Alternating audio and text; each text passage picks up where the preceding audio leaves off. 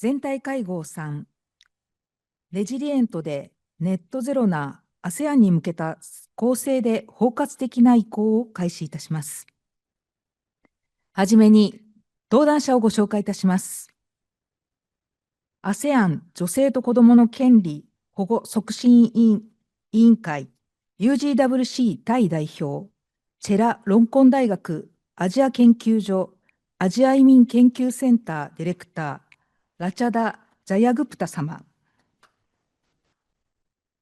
ASEAN エネルギーセンターエネルギーモデリングと政策企画課シニア研究員、アンビア・アブドラ様。国立環境研究所社会システム領域領域長、増井俊彦様。そして、IGES 戦略マネジメントオフィスシニアリサーチマネージャーレンズファシリテーター、有野陽介でございます。ここからの進行は、IGES 有野が務めます。それでは、有野さんよろしくお願いいたします。Thank you very much for your kind introduction, and also thank you very much for gathering together. We'd like to welcome you, and we are grateful that we have you to discuss the ASEAN's future by gathering we from the viewpoint of Japan, as well as many other Asian countries, including ASEAN. So may I go on to our framing presentation as an opening remark? This session is we will be digging deeper into the just and inclusiveness in terms of the net zero transition of the energy sector, and as well as the other land sector, also including adaptation related areas. This is my brief outline of this framing presentation, starting from introducing the ASEAN's Community Vision 2045 and ASEAN Climate Vision 2050. Given this long-term vision, I would like to share with you about the ASEAN's currently developed the new strategy on climate change. So here's the ASEAN Community Vision 2045. This is just lately it was developed in the ASEAN Summit in May in Kuala Lumpur, Malaysia. ASEAN Community Vision 2045 is kind of the socio-economic vision, especially long-term vision. And then it highlighted resilience and innovation and the dynamic and people-centered ASEAN. People-centered, this word is original to ASEAN community, highlighting the social inclusion aspect and much broader meaning. And then here's the ASEAN Climate Vision 2050. It says ASEAN needs to achieve resilient and net zero future in the latter half of this century. But for that, we need to co-create the long-term vision and the roadmap. That is how ASEAN's Climate Change Strategic Action Plan 2025 and 2030, we call it ACCSAP, or ACCSAP is now under development, led by ASEAN Secretariat Environment Division. This is the overview of the ACCSAP, or ACCSAP. We have the ultimate objective of achieving sustainable development, solidarity, and peace, given the geopolitical tension in the world. And then as an outcome, acceleration and mainstream climate change action. And then ACCSAP will be developed by early next year. So now intensive discussion, internal process is ongoing. ACCSAP has two key points. One is the guiding principles that are connected with the ASEAN Community Vision 2045 and Climate Vision 2050, including social inclusion, synergy, and also the science, resilience, adaptability, and sustainability. And then net zero to mitigation to net zero, adaptation to the climate impacts, so adaptation for resilience, and the synergy is our main focus of this project and this new action plan. And then the key sector, the energy sector. Today we invited Dr. Ambia from the ASEAN Center for Energy, and also Dr. Masui from the NIES Japan. And then Dr. Rachada is the social inclusiveness expert. And here is the output of the IGES research project working for the ASEAN. And then we came up with 7 principles and 7 recommended actions please allow me to highlight science-based policy making, and also synergy, and lastly, the social inclusiveness. This is an image of the design of how to design the synergized policy. The key point is by understanding local conditions and especially vulnerability and the resilience of the local community and the people. And then by enhancing the inclusiveness, will be enhancing the resilience of the community. That will be giving positive impacts to sustainable development outcomes as well as climate change outcomes. And then all relevant policy makers are able to come up with a harmonized and synergized policy given the understanding of the local community's resilience. So the include participation at the beginning, at the beginning of the policy planning will be the vital importance. This is the chronological order of the 7 recommended action, and this was been shared with the ASEAN Working Group on Climate Change 2 months ago. Let me wrap up my framing presentation. Here is the overview of this session. This session has two-folded, and first one is a presentation for each one, and then we will go into panel discussion. We like to highlight the current status ASEAN's social inclusion, especially gender equality aspect, and secondly, energy sector's efforts to make the energy transition more just and inclusive. And lastly, we like to highlight the scientific base, the importance of that and for the policy making of the net zero transition. Thank you very much for your attention.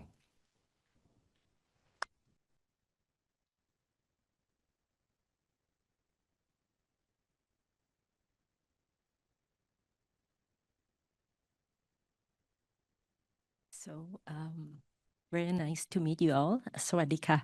I'm Rachada Chayakup. I'm Thailand representative to the ASEAN Commission on the Promotion and Protection of the Rights of Women and Children, and also director of the Asian Research Center for Migration at the Institute of Asian Studies, Chulalongkorn University. So today, I would like to present on the issue on the advancing a just and inclusive ASEAN, and specifically on the findings and recommendation of the ASEAN Research and Development on gender equality and social inclusion in climate action planning. So my presentation will be based on 5 parts that will be on the setting, the context, and the ASEAN gender mainstreaming strategic framework, regional dialogue and research supporting gender equality and social inclusion, recommendation and conclusion. Please allow me to start what is ACWC. As I mentioned at the beginning, ACWC is one of the ASEAN sectoral bodies that with the ASCC pillar, ASEAN Socio-Cultural Community. And what is gender mainstreaming? The ultimate goal of gender mainstreaming is to advance gender equality and the empowerment of women. When we refer to gender equality, we're looking at the substantive equality level, meaning that we're not leaving anyone behind.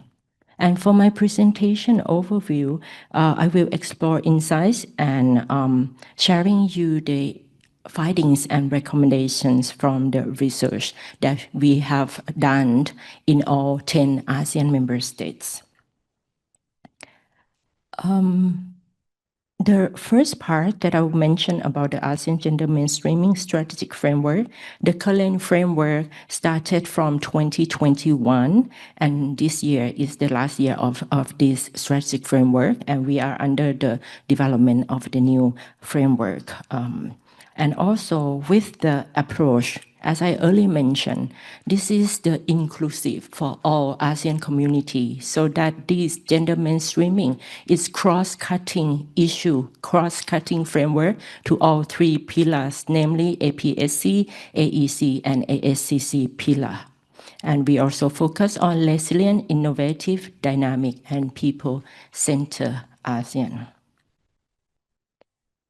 For the strategic objective of the gender equality and social integration, the framework looking on the ASEAN policy, institution, and practices that better embody its vision for a fairer, more equitable, and inclusive world. And this involves strengthening the capacity of relevant ASEAN sectoral bodies and the ASEAN Secretariat to integrate gender mainstreaming into their policies, programs, and internal operation.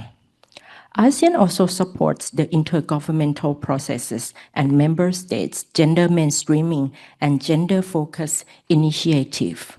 And this also involves facilitating knowledge sharing, providing technical assistance, and fostering partnerships to strengthen national efforts in promoting gender equality. You can see that this strategic objective doesn't only focus on the ASEAN sectoral bodies, but also open and welcome other strategic partners or stakeholders to also work with ASEAN. Other ASEAN frameworks and plans on GESI integration, please allow me to call gender equality and social inclusion as GESI for short. The Declaration on ASEAN 2045, Our Shared Future, also mentioned about GESI. And ASEAN Community Vision 2045, ASEAN Socio-Cultural Community Strategic Plan, ASEAN Gender Mainstreaming Strategic Framework, also ASEAN Economic Community, and ASEAN Regional Framework on Protection, Gender, and Inclusion in Disaster Management 2021-2025. And you can see that most of the ASEAN sectoral bodies' work plan also ending this year. This is a very good opportunity where we can work together and develop the new plan together. For the project that I earlier mentioned that we implemented with all 10 ASEAN member states, we have divided the project into two phases. The first phase focused only on the Mekong region that covering Cambodia, Laos, PDR, Myanmar, Thailand, and Vietnam, and second phase covering the rest of the ASEAN member states. Currently, we have the final draft report, and now we're in the process of circulating for all ASEAN member states for their endorsement. The methodology that we implemented are the qualitative research methodology and also the primary data that through the interview and also group discussion by national researchers of all 10 ASEAN member states, and also validation workshops where we invited all our stakeholders to also participate in the validation workshop. For the project, as I earlier mentioned, that covering the 2022 to 2025, because of the time limitation, so I will go to the findings. The key insights from the implementation that the findings are starting with the challenges first, on the lack of disaggregated data, and also on the policymakers and relevant stakeholders in the climate change sector have limited awareness and understanding of GESI. Those who are expert on GESI, they understand GESI. Those who are the expert on climate change and environmental issues, they are the expert on this area. And as we understand, we need a synergy and also the inclusiveness that the interdisciplinary should also emphasize. Another opportunities, and we can see that and good practices. For donors and international partners, play a pivotal role in providing funding, technical assistance, and guidance, while GESI-related requirements can push for integration. And also, in incremental change, the pragmatic infrastructure improvement and proactive engagement with policymakers are also highlighted. Last but not least, you can also refer to my presentation as well. This is the state of implementation of GESI integration, and that also focus on the inclusiveness, on the gender equality issue, also including the children and youth, persons with disabilities, and of course with the ethnic communities and also with the indigenous group. For the recommendation, we also had in the report for decision and policy makers and also for the civil society actors. And I do believe that during our discussion, we can further elaborate more on the recommendations. Thank you very much for your kind attention. Thank you very much, Dr. Jayagupta. May I ask Dr. Anvia? May we hand over to you? Thank you.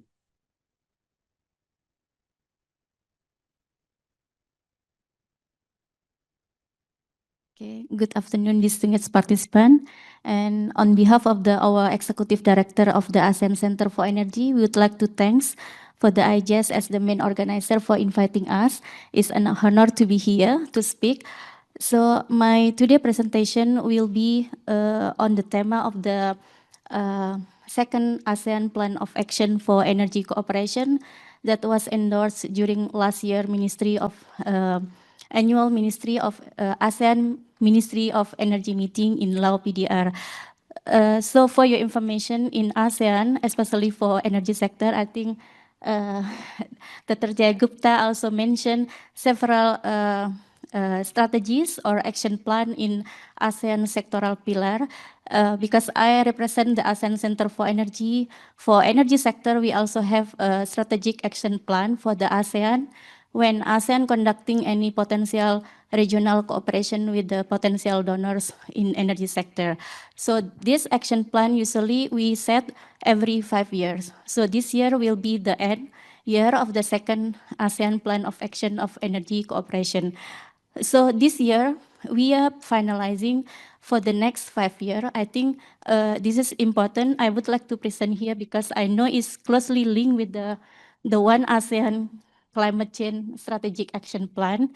So for next 5 years, the Ministry of Energy of ASEAN agree to put this theme as the main topic to guidance any regional cooperation in ASEAN for energy sector for the next 5 years. Is advancing regional cooperation in ensuring energy security and accelerating decarbonization for a just and inclusive energy transition. So we have, I think, 4 keywords here. One is regional cooperation. The second one is ensuring energy security. The third one is accelerating decarbonization, is related to the climate change and net zero that Mas Sensei will also present.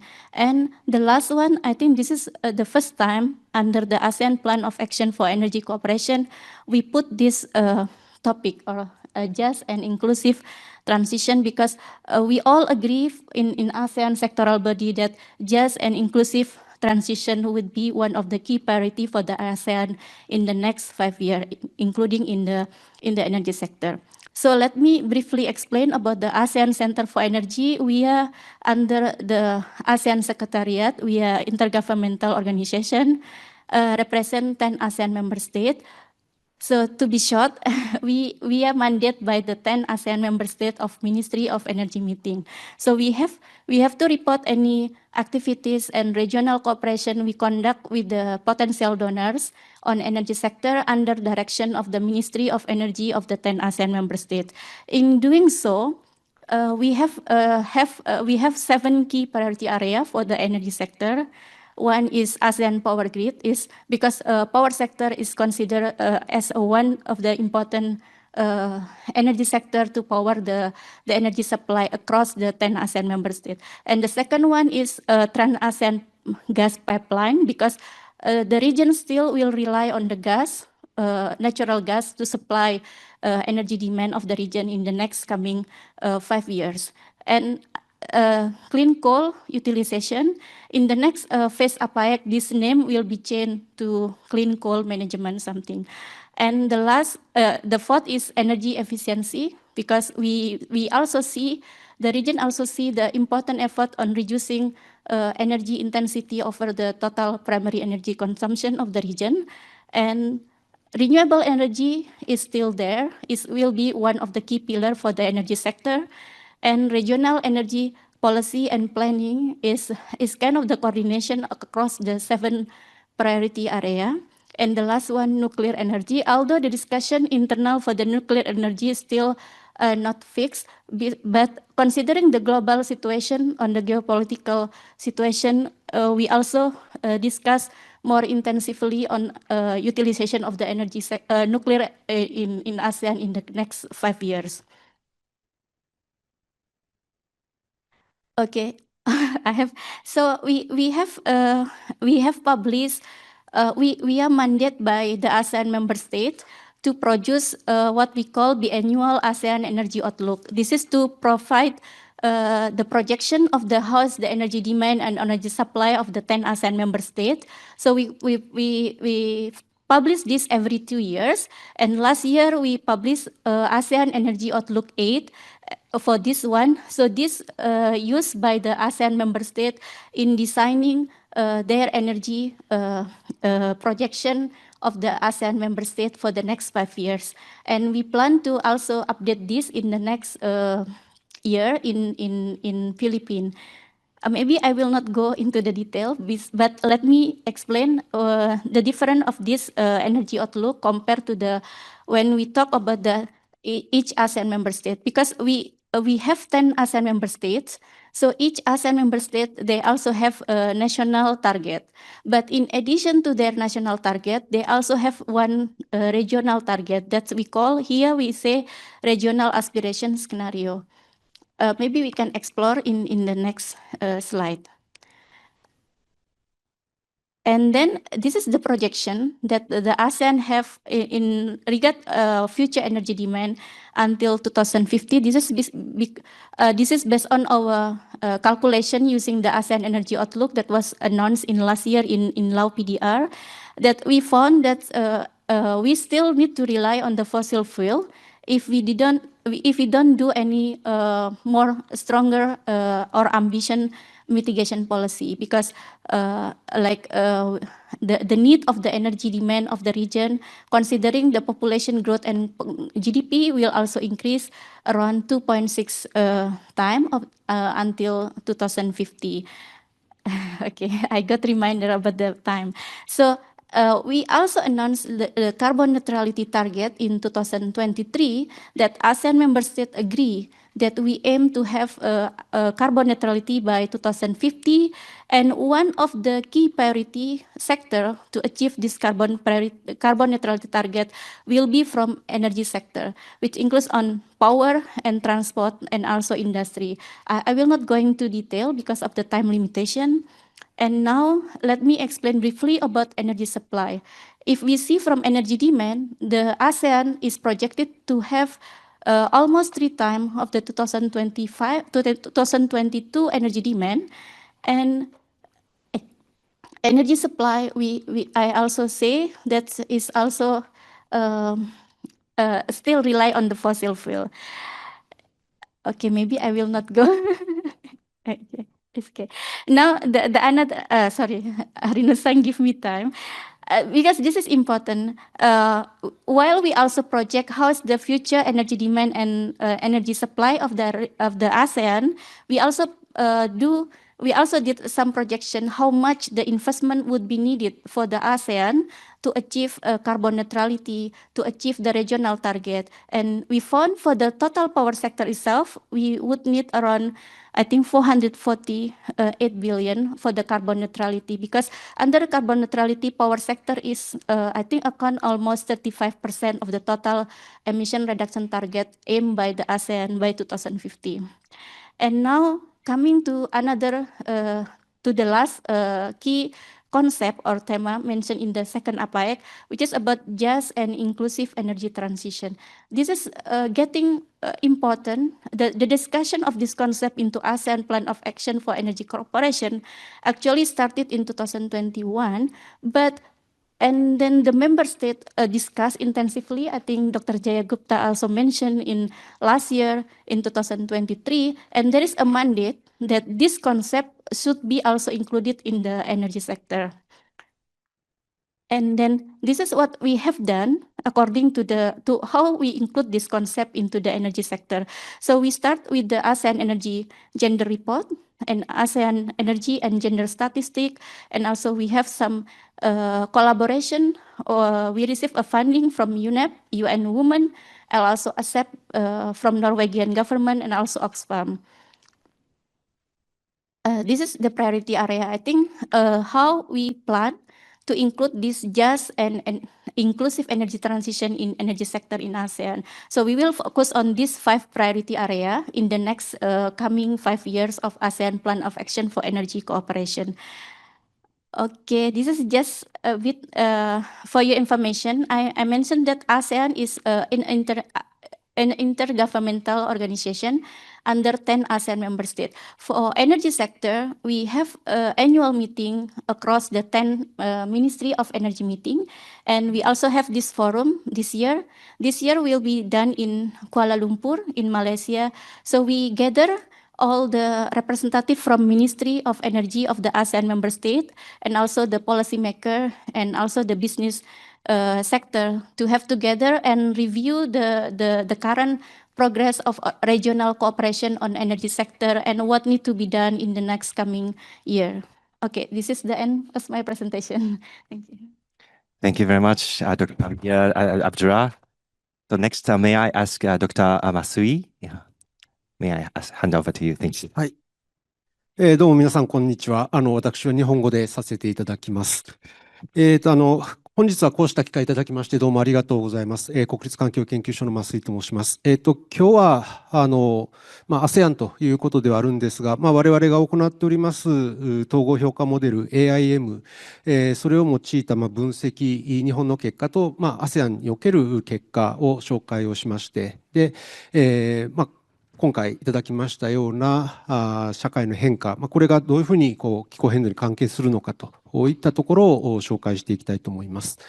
で、我々 ASEAN の国々、タイ、インドネシア、ベトナム、こういった国々とも共同研究をしておりまして、つい先週、IGES の方々にもご参加いただきまして、国立環境研究所つくばでワークショップを開いてきました。で、すでにもう皆さんご存知のように、1.5 度目標は危機的な状況にあるということで、危機的な状況にはあるんですけれども、これを打ち負かすために、我々、世界全体で温室効果ガスの排出量、あるいはその中心であります CO2 の排出量を大幅に減らしていかないといけないということを、国際的にも合意されてますし、それをどういう形で実現していくのかということを、日本国内だけではなく ASEAN、海外の方とも一緒に研究を進めております。で、日本の場合はもうすでにご存知のように、今年2月に新しい NDC が公表されまして、国連の方に提出をされております。2040年には2013年と比べて 73% 削減するという、そういう新しい目標ができまして、2050年ネットゼロを目指すということで、こういう本当にこれが実現できるのかということで、我々国立環境研究所もいろいろ分析を行っております。で、分析におきましては、我々開発しております統合評価モデル AIM というモデルを使いまして、特に技術、どういうタイミングでどういう技術を導入すればこのゼロが達成できるのかというふうなことを評価しております。で、もちろん省エネですとか再エネ、電化、いろんな対策があるわけなんですけれども、そういう対策をどのタイミングで導入すればいいのか、その結果、排出量をゼロに持っていくことができるのか、またさらに野心的な削減として削減の経路が描けるのかといったことも分析をしております。で、我々の分析の中では、対策を遅らせるとどうなるのかっていうこともやっておりまして、対策を遅らせると実はよりコストがかかるという、そういう結果も出ております。このあたりはまた最後に触れたいと思います。で、我々、日本の分析だけではなくて、この ASEAN の研究者の方々とも、マクロな観点からいろいろ分析をしております。特にタイにおきましては、タイのタマサート大学の先生と一緒に研究を行いまして、その先生が我々と一緒にやっている研究成果を国の方に提供するという、そういうふうなことも行っております。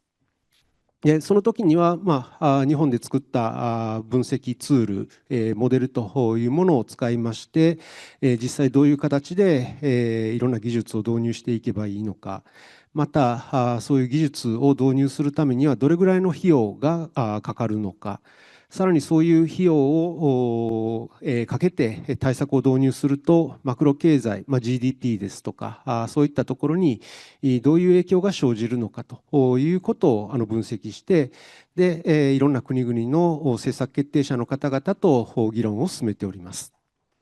でこちらも先週行ったASEAN の国々の方々、ここに下の方に書いておりますが、タイ、インドネシア、マレーシア、ベトナム、ラオス、フィリピン、バングラデシュ、こういった国々の方々とこういうモデルをいかにして適用するのかということを研究者の方だけじゃなくて、各国の政策決定者の方にも来ていただいて、実際、どういう問題点があるのかといったことを共有して、でこういういろんな問題点を解決しながら、じゃあ実際にどういうふうに分析していくのかというふうなことを行っております。で、ASEAN、アジアの国々っていうのは非常に多様な国々ですので、何か一つポンと答えが出てくるというものではなくて、それぞれの国の実情に合わせて、適切な脱炭素に向けたシナリオ評価というのが必要になってきます。そのためにもどういうふうなことをあらかじめ検討していかないといけないのかっていうことを、モデルっていうものを使ってあらかじめシミュレーションを行うというふうなことをやっています。でその時に日本側がこれやりなさいっていうふうに言うんではなくて、それぞれの国で独自に考えてもらうということで、我々研究レベルでは研究者の間で連携をして、なおかつ国レベルでもいろんな協定を結んでいただいて、で政府と研究、これが両輪となって進んでいく、さらには日本と一緒に進んでいくという、そういう枠組みを今作ろうとしております。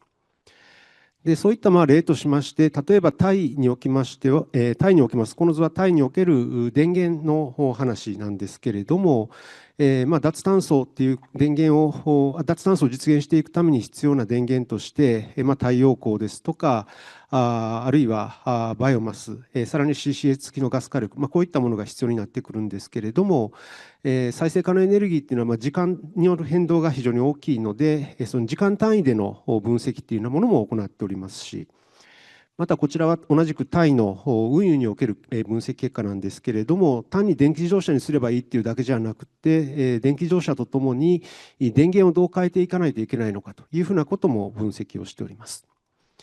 さらにはエネルギーの話だけではなくて、食料の問題、フードロス対策ですとか、食料需要の変化、こういったところも、実は温室効果ガスの排出量に影響が及ぶということで、総合的な観点から分析をしておりまして、それらをさらに取りまとめて、国全体としてどういう削減が可能なのかといったことを見ております。でこういった中で、いろんなメッセージが出てくるわけなんですけれども、やはり長期的な視点は必要だろうということで、さらには長期的に全体をもちろん削減しないといけないんですけれども、個別の対策がどう貢献するのか。で我々のその分析の中でも、その社会変容っていう一番下に書いてるんですけれども、社会変容っていうことが重要だっていうことを日本の分析でもよく言うんですが、実は今回のこのシンポジウムで、そのジェンダーとかそういうことについてはあまりこれまで考えてこなかったので、そのあたりは今日非常に大きな宿題をいただいたなというふうに思っております。このあたりは私自身今日ここに登壇の先生方からいろいろ学んで、それを持ち帰って今後の分析に生かしたいなというふうに思っております。発表は以上です。どうもご清聴ありがとうございました。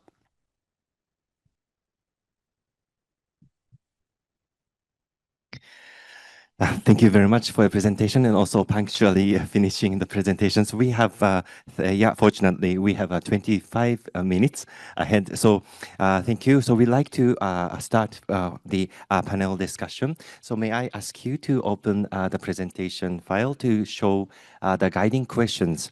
We prepared 3 guiding questions for this panel discussion, but due to the time limitation and also the urgency of the issue, we'd like to highlight first first and second questions today.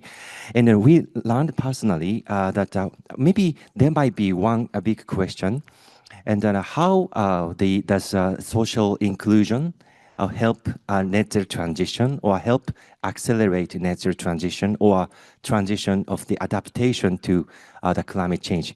I think this kind of the big questions might arise from most of us.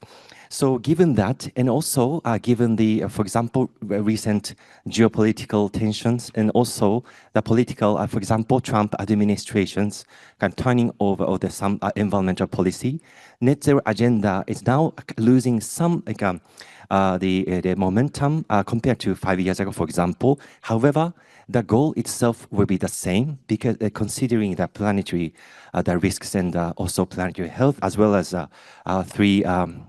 planetary three crises. So we like to keep that goal of the net zero and then the resilient community.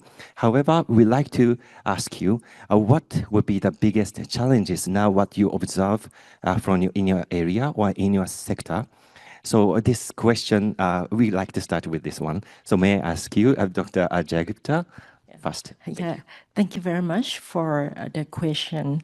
And first of all, I also would like to, again, thank you very much for IGES to inviting me to join this meaningful event, because I can see that from the perspective of the science climate issue to the social science that working on RJC and inclusion. This is a very meaningful platform.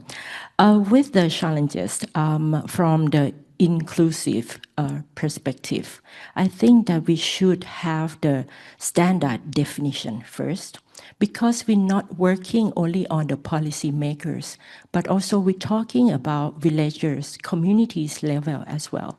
So that we need to ensure that their voices are included since the beginning, and that they understand on the same page, same definition of what we would like to have the net zero and resilient transition or resilient community, because they are the majority of the stakeholders who will maintain the resilient and sustainable community.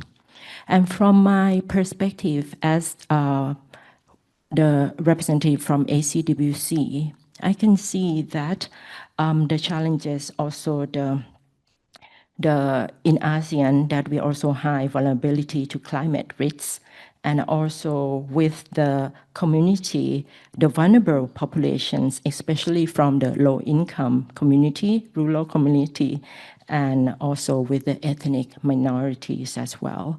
And also, please don't forget with the person with disabilities, because with the knowledge sharing to them, person with disability doesn't have one type of disabilities, but there are 7 types of disability.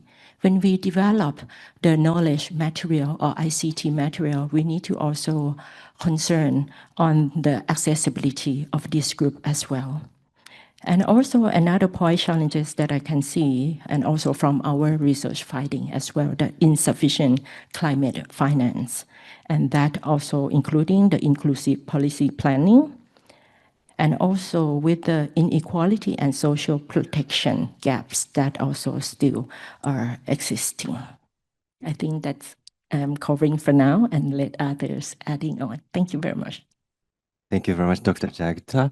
Just one request to Dr. Ambia, because maybe some audience might want to know that the specific examples of the social inclusion in your energy sector, because you kind of skipped the final maybe slide to show 5 messages. So if possible, would you also include some specific cases or examples? Thank you. Yeah, okay. Thank you so much.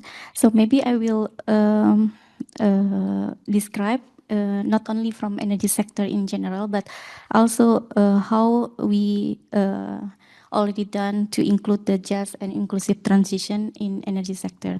So as I mentioned that in 2022, we we got the mandate from the ASEAN member state to start to look the data for how much the women and representative in energy sector in ASEAN. So we published one report for this as a starting point.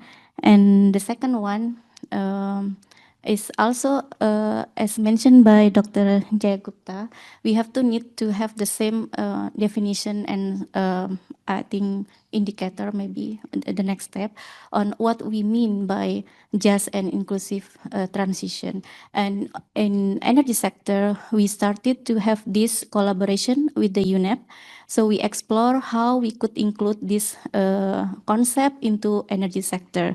And we complete this, and then we continue the collaboration because anytime we complete one report or one activity, we have internal meeting with the member state under Ministry of Energy. We have to report to them what we have been done on this, and then another, I think, is related to the challenge as well.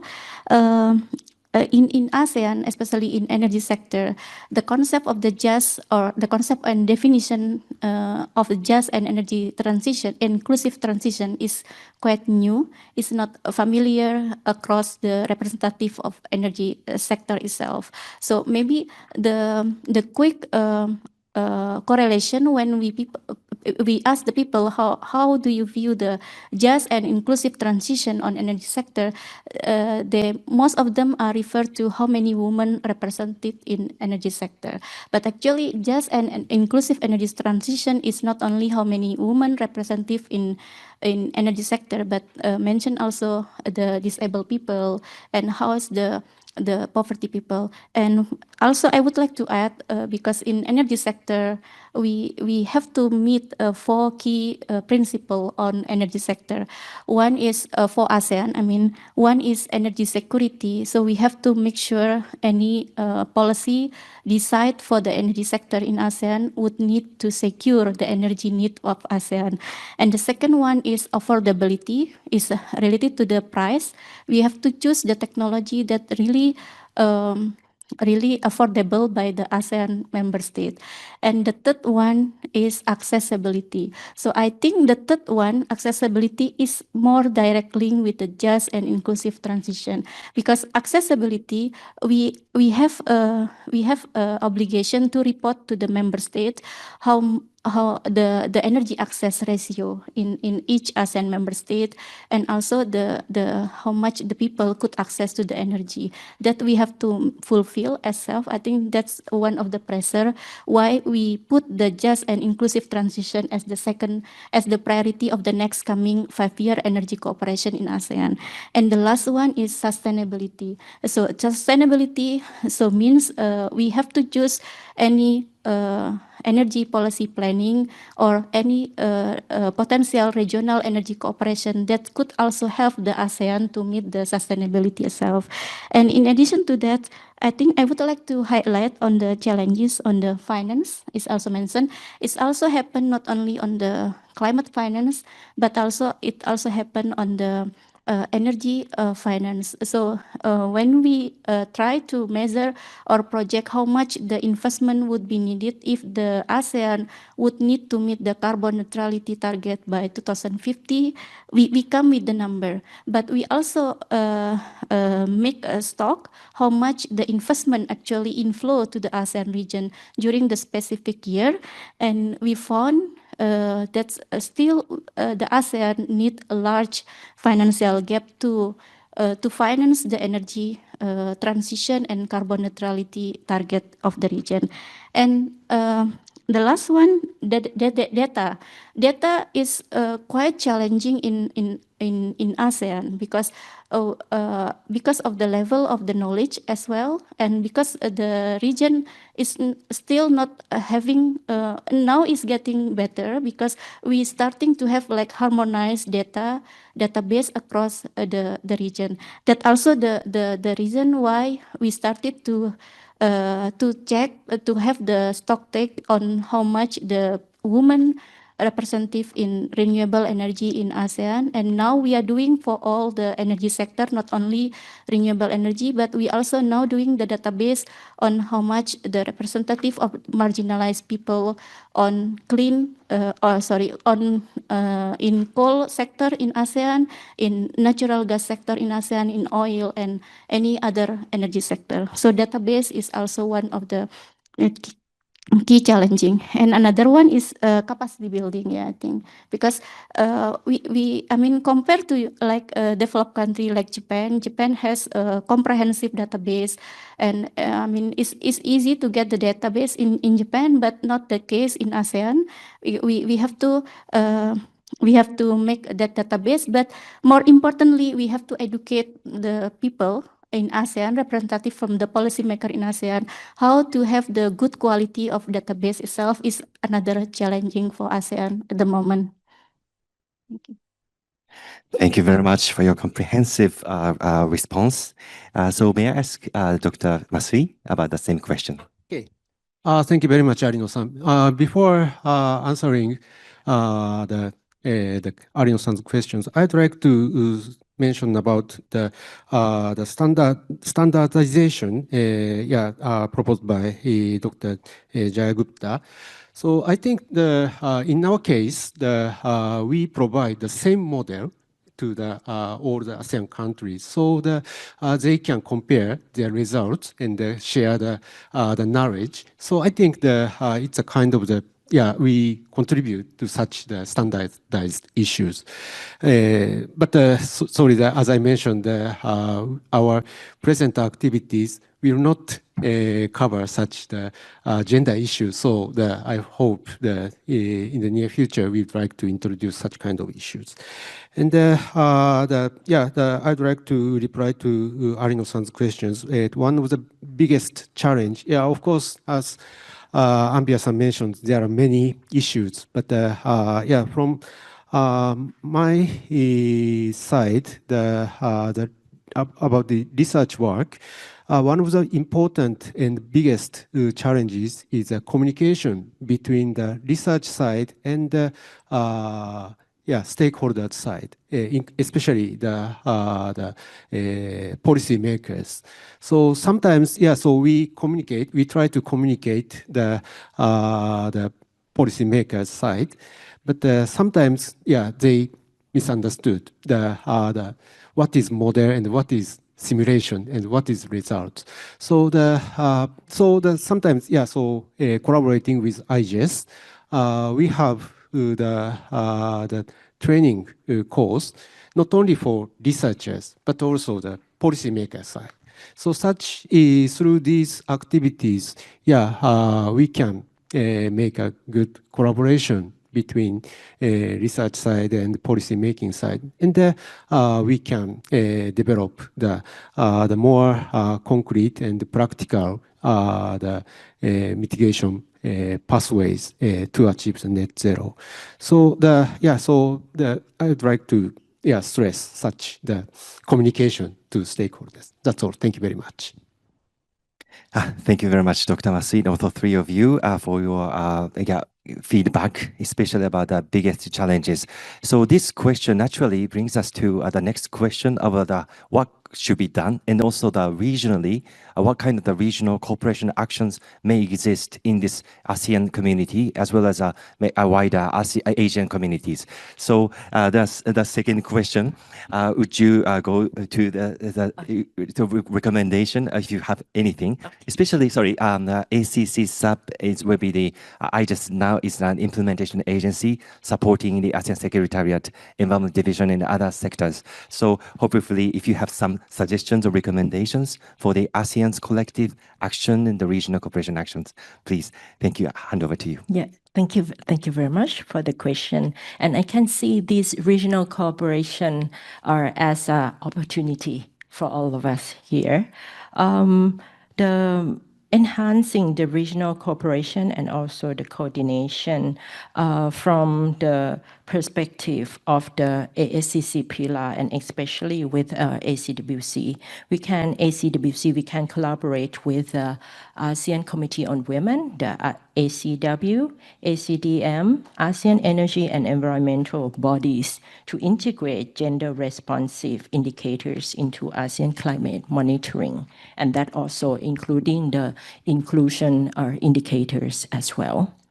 And also these also reflecting in the findings from the report that opportunities are occur when the collaborative efforts among stakeholders. So this not limited only the ASEAN sectoral bodies, as I earlier mentioned, that also welcome related stakeholders to work with us in ASEAN. And also focusing on our civil society network as well, regional forums that can help and build advocacy momentum and strengthen capacity for the gender equality and social inclusion integration in the plan. And also with the database is very important. The system is important, and also the data itself is also important. One of the challenges that from the research that we found is in ASEAN, we lack of disaggregated data. We have data, mostly we have administrative data, some we have prevalence data and costing data, but the data first not in the standardized system and also lack of disaggregated data. And also with the data, we can also use data to demonstrate the need for GSC integration and its positive outcome. So that I would like to reflect that why the data is very important, because it can link with many things, with many aspects that lead to the sustainable community. And also with the capacity building, this also very important as we need to have the standard, understand the standard definition and understand the direction that lead to the effective and efficient implementation. And these we can jointly develop cross-sectoral action plans from the climate, from the science climate, pure science, to the social protection and its agenda. And also with the technical support with the leaders of the women and also CSO and local official on climate adaptation and resilient planning. And also the support on child-sensitive disaster preparedness is also important when we developed the work plan. Why I emphasize on the development of the work plan, and that also including the stakeholder, not only ASEAN member states, but also other who work in this area. Because in ASEAN sectoral body, we work and we can implement only follow our work plan, right? We cannot do anything that outside our work plan. So this is a very good opportunity where we can develop the new work plan together for the next 5 years, and that in accordance with the 20 years vision of ASEAN. Thank you very much. Thank you very much. May I hand over to Dr. Ambiat and Jaya? Yeah, thank you. Maybe I would like to echo the Dr. Jaya Gupta mentioned about work plan, yeah, because in ASEAN we have to agree. I mean, any work plan must be agreed by the 10 ASEAN member states. So my recommendation maybe would be more helpful for ASEAN if we could have like a new strategic plan that's already aligned with our ongoing current work plan. For example, like Dr. Jaya Gupta mentioned, because we have to communicate across ASEAN sectoral body as also, and also it's easier for 10 ASEAN member states to get approval if it's aligned with the ongoing work plan. And in terms of the ASEAN Climate Change Strategic Action Plan, I think I saw some recommendation already there, and some already aligned with the one ongoing work plan in ASEAN. But if possible, I would like to recommend maybe provide more detail in terms of the work plan related to energy sector. I mean, this is not because I'm representative of the ASEAN Center for Energy, but because energy sector will be one of the priority for the ASEAN for the next coming 5 years. So in our ASEAN Plan of Action for Energy Cooperation, we listed 7 priority area of energy sector. So if the ASEAN Climate Change Strategic Action Plan can link with this each priority area. That would be helpful for us, for the ASEAN, so we don't have to come with the making our own work plan for that specific one. I know for the climate change is not only energy sector. I mean, Masih Sensei cover all the sector, but energy sector is one of the priority, I think. And the second one, enhancing cross sectoral coordination. This is also homework for ASEAN, not only for the donors, but also for us, for ASEAN is also homework. But I think we are doing we are doing significant progress in internal ASEAN to enhance cross-sectoral coordination. So means now when we have one specific main agenda that is set by the ASEAN Secretariat, so ASEAN Secretariat need to involve all the ASEAN sectoral body to be involved in that kind one. And the third one is, I think I would like to add about the communication that Masih Sensei mentioned. It was also a challenge for us because when we are representing the both side, like from the research side, because we are the think tank under the ASEAN, but we have to report to the ASEAN member states.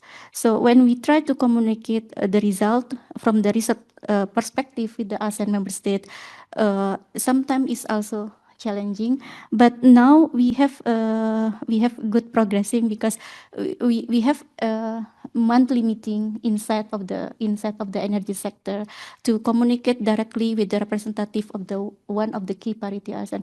I believe it also happened in other ASEAN sectoral body as well. Yeah, thank you. Thank you very much for your practical guidance and suggestions. So lastly, may I ask Dr. Masui? Yeah, thank you very much. Yeah, so ASEAN countries are quite diverse, but the goal is common, 1.5-degree target. So we need both the bottom-up perspectives and the top-down perspectives. Of course, the technology is quite important, but the social the transformation, including the the gender issues, also quite important. So so we consider everything yeah, to solve those issues. Yeah, that's all. Thank you very much. Thank you very much for your feedback. So, because due to that time limitation, I'd like to close this plenary session by summarizing some key points. So, firstly, that we learned that gender framework and also social inclusion framework has been developed in ASEAN and also will be more mainstreamed into all sectors, all communities, social, cultural, environment, and also economic and political security, also dealing with the nuclear issue as well, also mainstreaming is happening. Secondly, the energy sectors, especially accessibility, might be the good entry point for deepening that kind of a social inclusion and to penetrate into, cascade it into the local communities and people who might also include the disabled people with the disadvantaged positions. And lastly, what Dr. Masih said is the science, natural science also needs to have communication with the society, policy, and also science kind of integration should be happening. And then this social inclusion discussion might be the good entry point for all of us, because also personally I'm quite new, but because resilience is also one of my expertise, so I understood that resilience also needs to be kind of a more with a granular lens will be helping. So this might be the social inclusion. So affecting both natural science and social science, as well as all potential policy planning in the ASEAN and outside. This is my the takeaway, key takeaway messages. Thank you very much for your kind attention, also practical cooperation, and also attending. Thank you very much for today. Please enjoy the following the plenary sessions. ご登壇者の皆様、ありがとうございました。以上で全体会合3を終了いたします。